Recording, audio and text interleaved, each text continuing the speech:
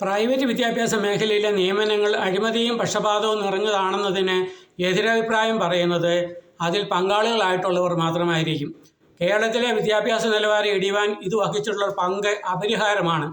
1957 വിദ്യാഭ്യാസ ബില്ലിലെ സുപ്രധാന ഭാഗമായ PSC വഴിയായുള്ള നിയമനങ്ങൾ നടക്കാതെ പോയതാണ് ഇതിലേക്ക് വഴിതെളിച്ചത്. പകരം മാനേജർമാർ നിയമിക്കുന്നവർക്ക് സർക്കാർ ശമ്പളം കൊടുക്കേണ്ട നിലയിലേക്ക് അത് തരം താഴുകയായിരുന്നു.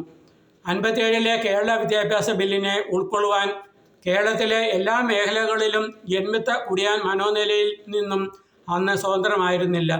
തന്മൂലം മുണ്ടശ്ശേരി ബില്ലിനോട് മല്ലിടാനായി വരുന്നു ഞങ്ങൾ, നീതി കെട്ട നിയമങ്ങളല്ലേ, അതിൽ വാത് വെച്ചാൽ തോറ്റുപോകുകില്ലേ, വസ്തു പിടിച്ചു പറിക്കാനായി തൊടുത്ത ബില്ലിലെ കരുക്കളിവർ കണ്ടു എന്ന് ബില്ലിനെതിരെയുള്ള ജാഥയിൽ പാടാൻ പാട്ടുണ്ടാക്കിയ പിതാവ് പിന്നീട് മുണ്ടശ്ശേരി മാഷിനെ കാണുവാനും കാര്യങ്ങൾ ഗ്രഹിക്കുവാനും ഇടയായതിനെക്കുറിച്ച് ഞങ്ങളോട് പങ്കുവച്ചിട്ടുണ്ട്.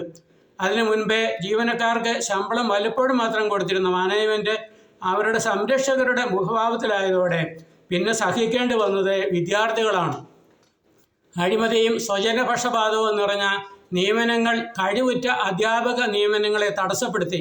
ശിക്ഷയിലൂടെയുള്ള വിദ്യാഭ്യാസമായി അത് മാറി. സർക്കാർ വിദ്യാഭ്യാസ സ്ഥാപനങ്ങൾ നാണക്കേടായി തോന്നിപ്പിച്ചു. ഇതിൻ്റെ പ്രതികരണമെന്നോണമാകാം വിദ്യാർത്ഥി പ്രസ്ഥാനങ്ങളിലൂടെ രാഷ്ട്രീയത്തിലേക്ക് കടന്നു വന്നവരുമായി പിന്നീട് പ്രൈവറ്റ് മാനേജ്മെൻറ്റ് മേഖല കൊമ്പ് കോർക്കേണ്ടി വന്നിട്ടുണ്ട്. അവകാശത്തെ തൊട്ടുകളിച്ചാൽ അധികാരത്തെ പുല്ലുകണക്ക് അറബിക്കടലിൽ കെട്ടിത്താഴ്ത്തി അവകാശങ്ങൾ നേടിയെടുക്കും എന്നാണ് അന്ന് യാഥകളിൽ ഉയർന്നു കേട്ടിരുന്നത്. ഇത്തരം സമരങ്ങൾ മാനേജ്മെൻറ്റും ജീവനക്കാരും തമ്മിൽ കൂടുതൽ അടുക്കുവാനും അതുവഴി നിയമനങ്ങൾ കൂടുതൽ സ്വകാര്യവൽക്കരിക്കപ്പെടുവാനുമല്ലാതെ കോളേജ് സീറ്റുകളുടെ കാര്യത്തിലോ നിയമനങ്ങളുടെ കാര്യത്തിലോ വിദ്യാർത്ഥികൾക്ക് ഒരു നേട്ടവും ഉണ്ടാക്കിയിട്ടില്ല. എന്നല്ല, മാനേജ്മെൻറ്റിന് താല്പര്യമുള്ളവർക്ക് വേണ്ടി സീറ്റുകൾ ഒഴിച്ചിടുന്നതിലേക്കും ജീവനക്കാരെ ലീവ് എടുപ്പിച്ച് ലീവ് വേക്കൻസിയിൽ നിയമനം നടത്തി ഒരേ തസ്തികയിൽ ഒരേ സമയം 2 പേർക്ക് ശമ്പളം കൊടുപ്പിക്കുന്നതിലേക്കും അത് വ്യാപിക്കുകയും ചെയ്തു. അങ്ങനെ സർക്കാരുകൾ കണക്കടിയിലേക്ക് പോകുന്ന അവസ്ഥ ദ്രുതഗതിയിലാക്കാൻ ആ മേഖലയ്ക്കായി. വികസന പ്രവർത്തനങ്ങളെ ഇത് ബാധിക്കുന്നത് വിദ്യാർത്ഥികളെ പോലും ബാധിക്കുന്നതാകാം. അവർ കൂടുതൽ പ്രതീക്ഷ നഷ്ടപ്പെട്ടവരായി കാണപ്പെടുവാനുള്ള കാരണം. അങ്ങനെ പൊതുജനങ്ങളുടെ പണം സ്വകാര്യ വിദ്യാഭ്യാസ മേഖലക്കാരുടെ പോക്കറ്റിലേക്ക് എന്ന നിലവിലെ പരിസ്ഥിതിയിൽ മനം നൊന്ത് ആധുനിക വിദ്യാഭ്യാസ സിദ്ധിക്കായി യുവജനങ്ങൾ അന്യ രാജ്യങ്ങളിലേക്ക് പോകേണ്ടി വരികയാണ്.